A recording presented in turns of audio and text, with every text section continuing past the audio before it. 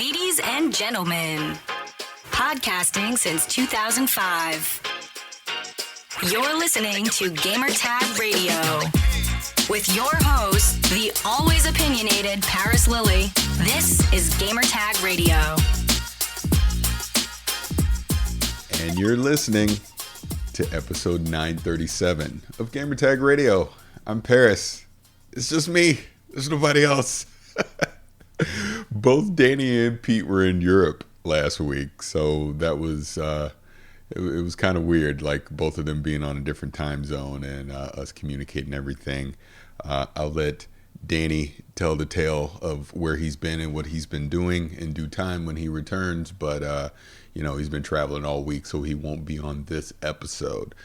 So you're stuck with me, and I just want to remind everyone that's tuning into this, you can find us over at gamertagradio.com. You can find us over at audioboom.com. Obviously, if you're subscribing to the podcast, we can be found on iTunes. It's still called iTunes. I know it's going away. Maybe it's called Apple Podcasts, but you can find us there. You can find us over at Google.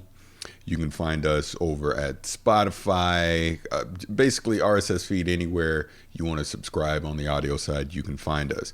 Obviously, we do the podcast live here on Twitch. You can find us on twitch.tv/gamertag radio. And the thing that I've started to do now when I'm streaming is to put this on YouTube. So you can also find this over on my YouTube channel, which is youtube.com/c/Marcelo696. I'll make sure I have all that information in the show notes. So like I said, it's just me. It's not a lot of stuff going on this week, and I don't want to backtrack too much and just keep repeating cyberpunk stuff all the time. But obviously all that has been happening over the past couple of weeks with myself, and just all the comments that I've been getting for some of the videos that I've put out, just some of the comments that I've had on social media has been greatly appreciated, the good and the bad, because I appreciate all feedback, and that's how we grow as people. So thank you for everyone for all the kind words that you've had, and for all the constructive feedback as well. Really appreciate that. Send us your feedback or questions. Give us a call at 786-273-7GTR. Email us at fanmail@gamertagradio.com or leave a message on speakpipe.com/gamertagradio. First off, I want to start off this way, and I'm not going to deep dive into this too much. I just want to kind of highlight it. Dr. Disrespect. He is one of the biggest streamers in the world. There is no denying his popularity. I'm not taking away from that at all, other than to say that he was suspended by Twitch after what happened at E3. I won't go into that too much, other than to say this. What he did was creepy. It was very immature, but it was completely on brand for him. And Twitch banned him for 2 weeks, and they brought him back, and he's most likely coming back more popular than ever. And like I said, I'm only bringing this up is because I know a lot of people were upset about the 2-week ban and why did they only do that. Here's the thing. He makes Twitch a lot of money. He's super popular. Did you really think he was going to be suspended more than 2 weeks? I didn't. So it wasn't a shock for me at all. And like I said, he has his gimmick. He does his thing. God bless him. Keep making that money. Keep getting them checks. That's what I say. But the thing that we have to ask, and this most sore goes to the platform Twitch, which I'm on right now as I'm streaming this, are those 2 weeks, is that enough for what happened? I personally don't think it is. I think, not that he necessarily been made an example of, but we need some ground rules put out there. And it's not just out disrespect. It's just, I'm just using him as the talking point to bring this up. There's a lot of nonsense that goes on the streaming, be it the sexism, the racism, just, the creepy thing that he did. It doesn't matter. There needs to be some standards set on if you violate X, Y, or Z, you are suspended for X amount of time, or you're banned permanently, things like that. I don't really see those guidelines being set on this platform, and I definitely don't see them being 100% enforced. Because let's be real, if I would have took a camera and I would have went into an E3 bathroom with children and filmed it and streamed it, warned by Twitch, ignored it, did it anyways, do you really think I'm back on here in 2 weeks? I'm probably banned for life. But am I making Twitch enough money to not be banned for life? Probably not. So it is what it is. I just think there's a lot of double standards when it comes to that. You know, who am I? I'm just a guy on here talking. I don't know anything, but this is just my observation. So I wanted to point that out. So again, everyone listening to this or watching this, it's one of those scenarios where, hey, we got to be vocal if you want to see things change from what they currently are. So, you know, send some feedback over to Twitch. Let them know how you feel. Mixer, YouTube, all these platforms where we're allowed to stream and put out this type of content. And, you know, it seems that certain people get slaps on the wrist. Just my observation when it comes to that.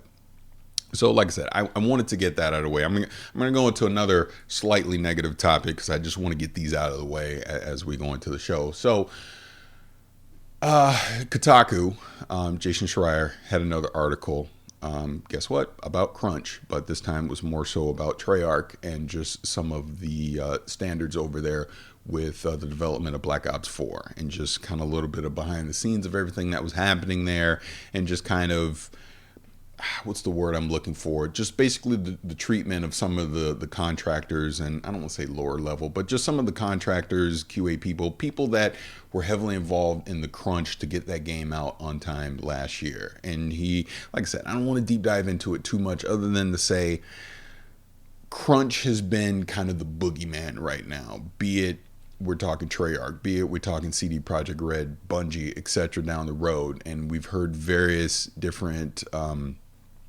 comments from studios. Some have gone on the record, some off the record, but you know, each one has their own philosophy on dealing with crunch. And I will just simply say this: crunch in today's video game development is a necessary evil. We don't have to like it. I don't like it. No one likes it, but it is unfortunately a necessary evil that at some point you will see a studio have to ask their employees to work extra hours and, you know, weekends, etc., to get a game out on time. I know that recently Bungie actually delayed an update, you know, because they wanted to avoid crunch. Bravo on them. They're independent now, so they can do what the hell they want. When we look at some of these bigger publishers and studios, maybe they don't necessarily have that luxury to do that, to get these big AAA games out when they say they get them out, other than to delay them. I am perfectly fine with a game getting delayed. If you tell me a game's coming out on October 25th, but it's going to require the studio in the last couple months to work 80-hour work weeks or whatever, right?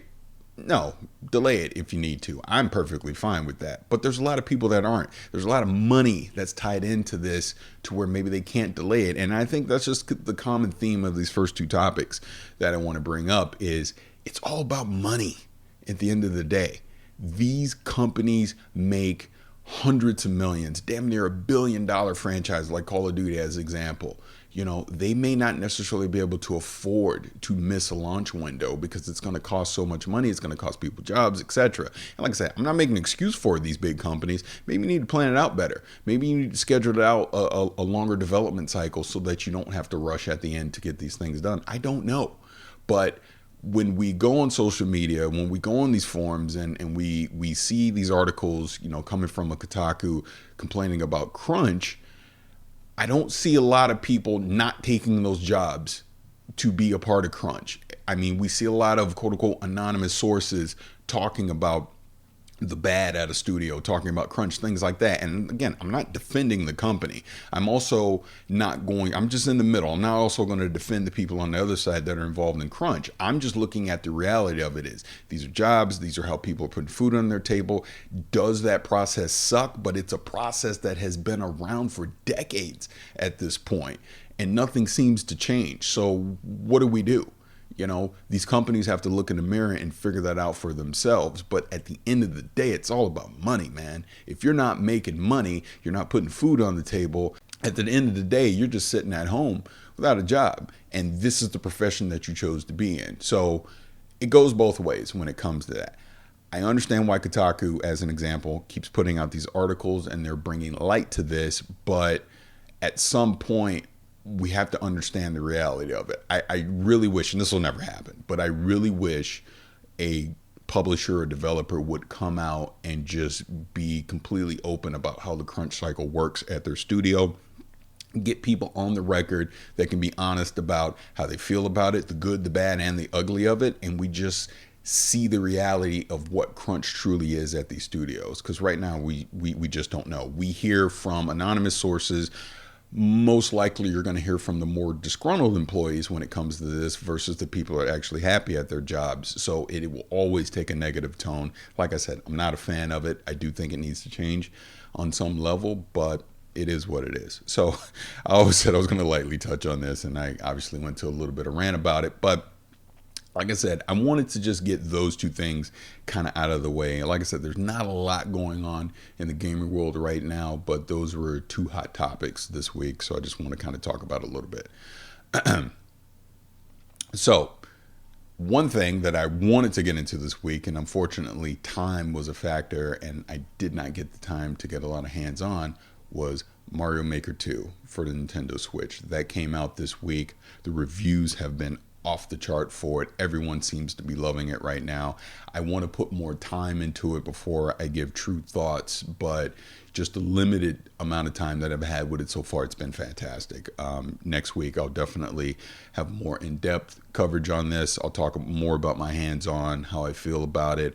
Definitely planning to stream it here on this channel. I'm going to do some capture footage as well, put that up on the YouTube channel, etc. But just the quick and dirty so far, Mario Maker 2 is fantastic. It really is. And I'm just right now going through and I'm doing quote unquote story mode. I haven't actually attempted to try and make any levels or anything yet, but it's fantastic. I can't wait to start jumping into some of these community created levels in Mario Maker 2. But like I said, if you're on the fence about it, so far so good with it.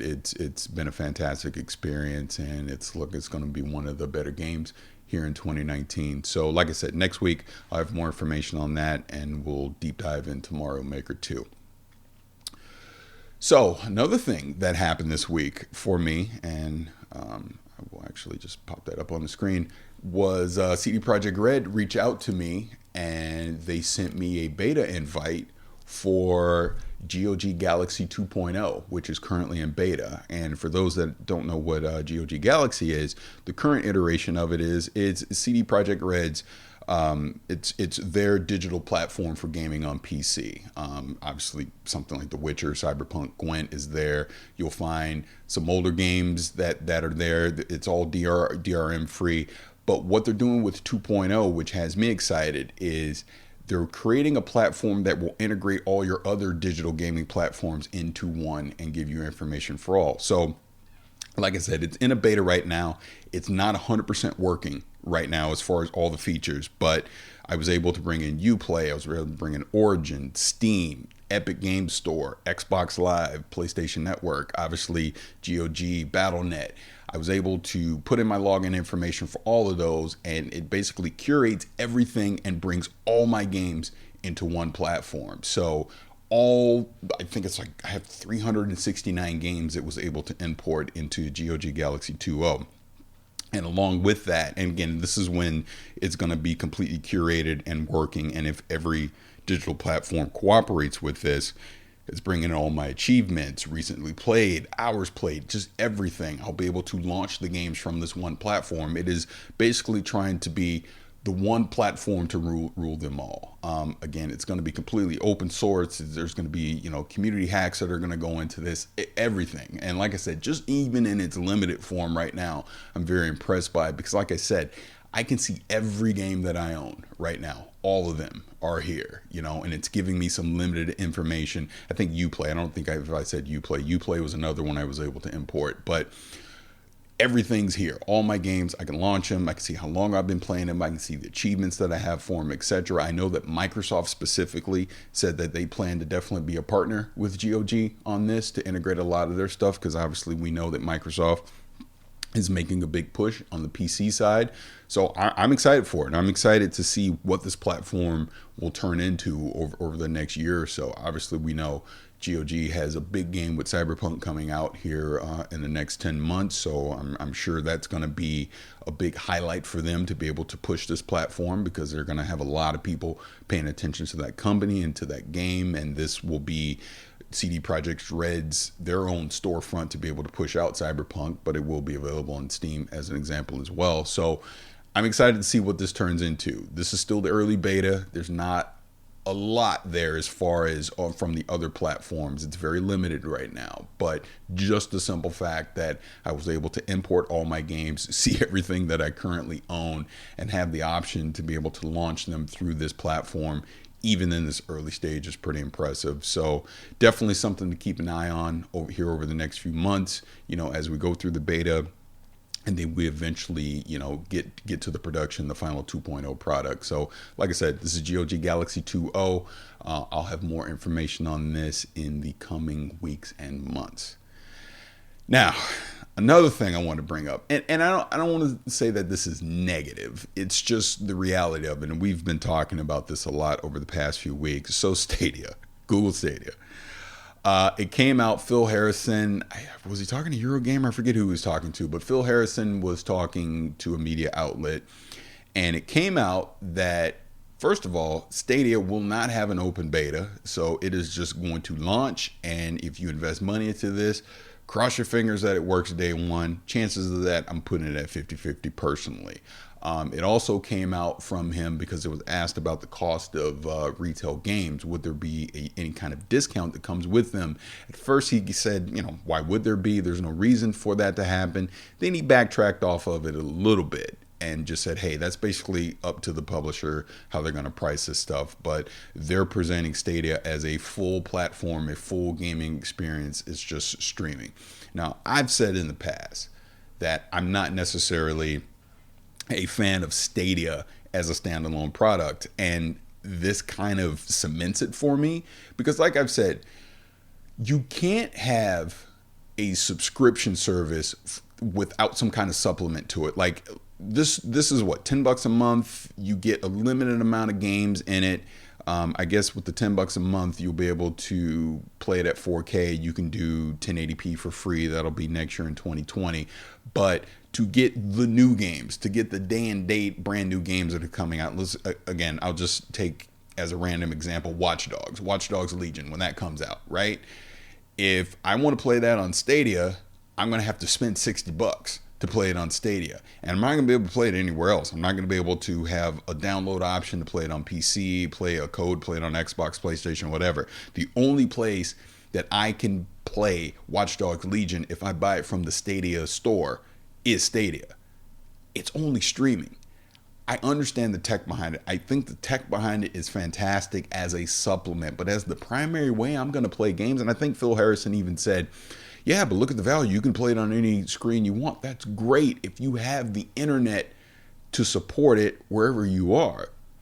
Not everyone's going to have that 100% everywhere they are. What happens when we have the first outage with Stadia? There's not a backup plan. I don't know. I just cannot invest $60 into a brand new game on that store and cross my fingers that Google doesn't get bored in 3 years and it goes away. What happens to my games at that point? What happens to my library? At least, I know everything's going digital now, but at least on Xbox, PlayStation, or if I buy games from a Steam, there is a download option to where I have that game on my hard drive. If Steam were to go away tomorrow, they could at least implement something to say that, hey, all these games that you own now in their current form, they're available offline. Download them all now because we're going away in 2 months, right? Same with Xbox, same with PlayStation. So you at least would have that option. Stadia, they've not said anything like that. I could at least understand if with Stadia, they said, all right, everything's going to be streaming, but we've partnered with GOG as an example, and you're going to have a download option for all these games if you so choose. You know what I mean? Just something to where at least I feel like there's a safety net on the back end that if Stadia doesn't work the way that I expect it to, at least I can do it that way. I can download it, or if it goes away, there's going to be just a complete offline mode so I can grab all my games at the end, something. But look, me as a consumer, if it was a pure subscription service for Stadia where 100%. I give them $15 a month and all the new games are available to me. I'd be more willing to try that out because I understand a subscription just like Netflix. You don't own any of the movies or TV shows that you watch on Netflix, right? I get that. If it went away tomorrow, same with Spotify as an example. If it went away tomorrow, then oh, so be it. It was just my subscription money. I never had true ownership of those. But with Stadia, they're basically telling you you have some ownership in these games because they're expecting you to spend a full retail price. Why would I do that when I could go play the same games on an Xbox, go play the same games on a PlayStation or a PC and buy a physical copy of the game? More so on the console than the PC, obviously, but I could have a physical disc of the game that I own. Or like I said, I could have a download option that's going to be on my hard drive. This is why I personally think what Microsoft is doing with Project X Cloud is the more reliable solution versus what you're doing with Stadia, because at least with Project X Cloud, they're using it as a supplement. They're not telling you this is the only way you can play Xbox games. They're saying, hey, you can still play them the traditional way on your console. You could play them on the PC now. But if you're on the go with your phone, iPad, or whatever, and you want to pull up and stream a game, you can do that now. They're even giving us the option to where I could take my Xbox One X and make that my streaming server, for free, where I'm not even going to be charged for it. Is it going to work as good as one of the Project X clouds at their data center? Probably not, depending on my bandwidth and my upload speed, but the option is there where it would not cost me a penny to be able to stream games on the go, right? Versus Stadia, yeah, they're going to have that free option, the 1080p option, but to get any games on Stadia, you still got to pay full price for those games. They really have to come out and think about how this subscription model is going to work for them, how they're going to make me as a consumer feel okay to want to invest money into the Stadia platform. I just don't right now. I would not recommend Stadia to anyone. I think if you're purchasing that Founders Pack right now and you're investing that $10 a month, you're taking a huge gamble. That's just my personal opinion. I understand that other people are excited about it. Like I look at Destiny 2 as an example, is coming out for launch on Stadia. And it was one question that I was asking Bungie. Okay, you can't realistically expect the Stadia population in November to be very big because it's only going to be people that pre-ordered that Founders Pack, right? You're not going to have a huge audience. And even of that audience that does pick that up, how many of them are really playing Destiny 2? So why would I invest into that population on Destiny 2? It's going to be very small. So again, these are the kind of things that I'm very curious to see what's going to happen here at the end of the year with Stadia. As they roll it out, I expect there to be, there's going to be some issues, but that's understood early on. But let's see what it looks like by the time we get to 2020 and they unveil that free option. How many people are actually going to be buying games on that Stadia platform? I'm just not convinced that it's going to happen, but hey, we'll see. We will see. So moving on from that, I want to talk about another thing, just bringing up Destiny as an example, because it's something that I've been observing over the past, 3-4 months. As you guys know, I've been a huge Destiny fan since pretty much day one, so I've been very invested into that world. I came to the Division as an example kind of late in the game for the Division 1, but obviously I've been there heavily playing the Division 2 since that launched earlier this year. And I gave Anthem a shot, right? I did try to give it a shot. We all know the struggles that Anthem has had. It is what it is. But I bring up these 3 games specifically because these are the quote unquote looter shooter games, right? That are out there. And now that I've had, some experience dealing with the communities of each game, I've noticed a very common theme when it comes to there's 3 major issues with looter shooters right now. And honestly, I don't know what developers can do to fix it. Number 1, there always seems to be some kind of loot problem where the community isn't happy the way that the loot is being distributed across these games, right?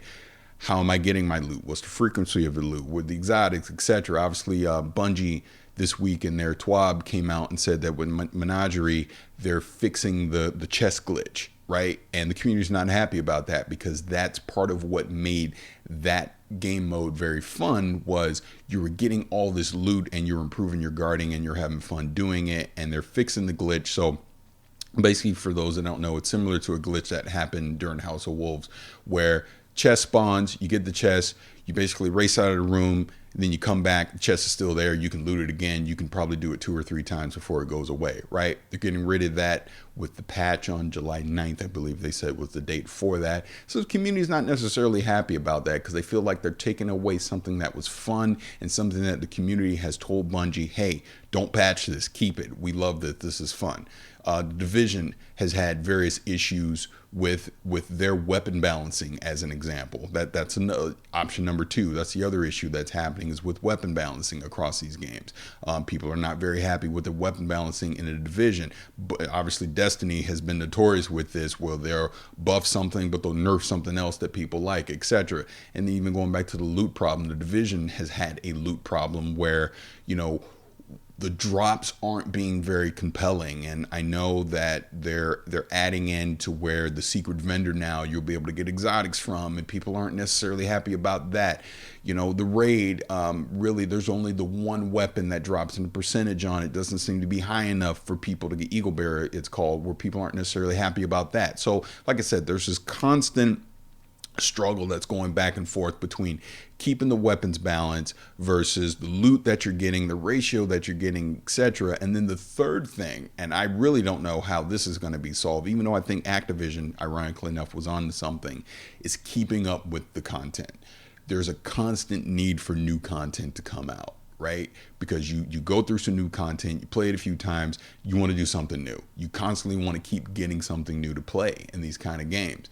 And the demand, basically these studios can't keep up with the demand. And I bring up Activision as an example because obviously Bungie left Activision, and they were bringing in Vicarious Visions and High Moon to help Bungie to keep up with the content demand.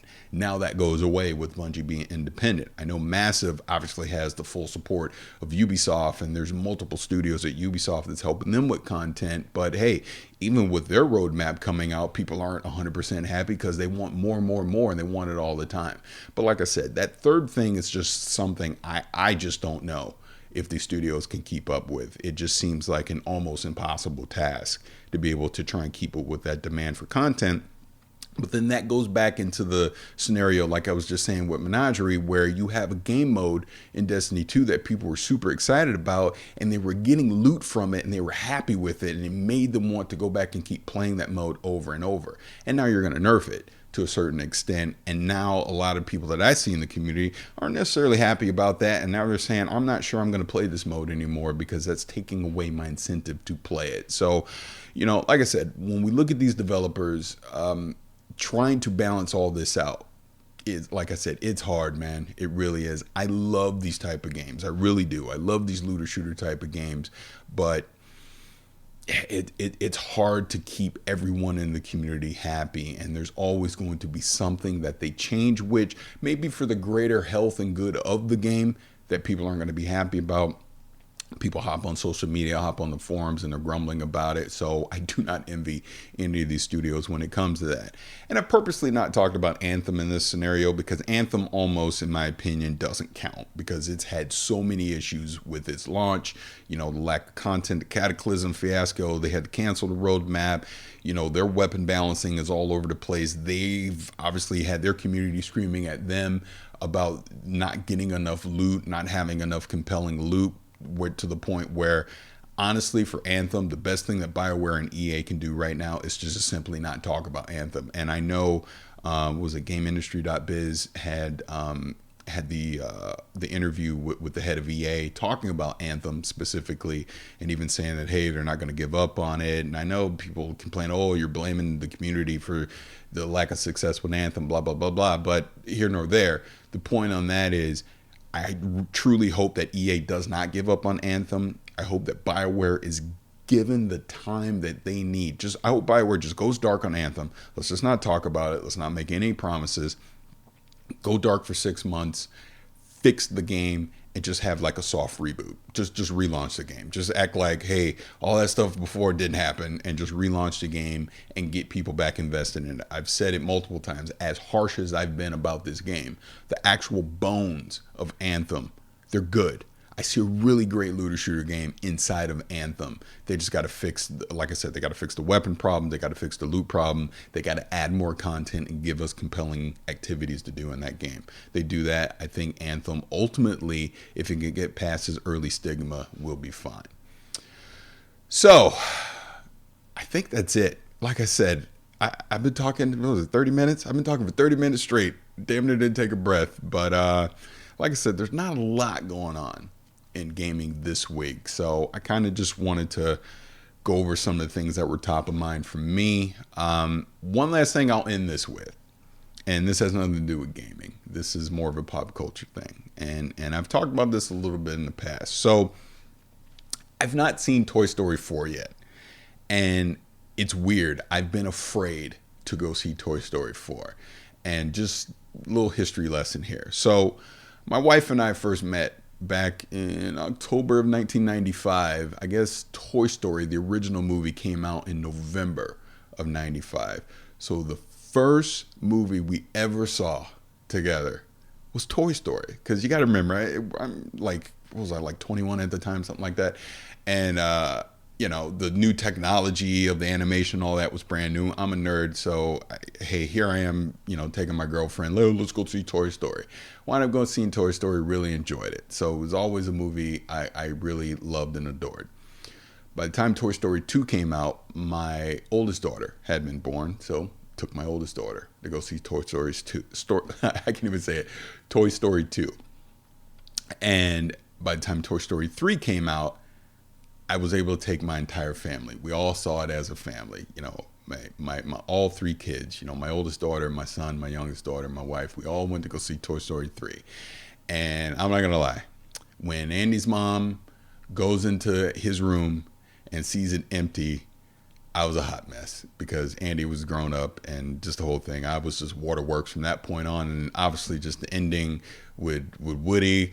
Andy looks in the bag and Woody's in there with the rest of the toys and the note and Bonnie and the whole thing. I was just a hot blubbering mess at the end of that movie. I still am to this very day. If I watch the ending of Toy Story 3, it was perfection to me. I really don't think I don't think the franchise needed anything beyond that. End it right there. That was perfection. So going into Toy Story 4, I'm like afraid to go see it because I've seen all the great reviews. Everyone's saying, oh, it's amazing. You're going to cry again, which I'm sure I will.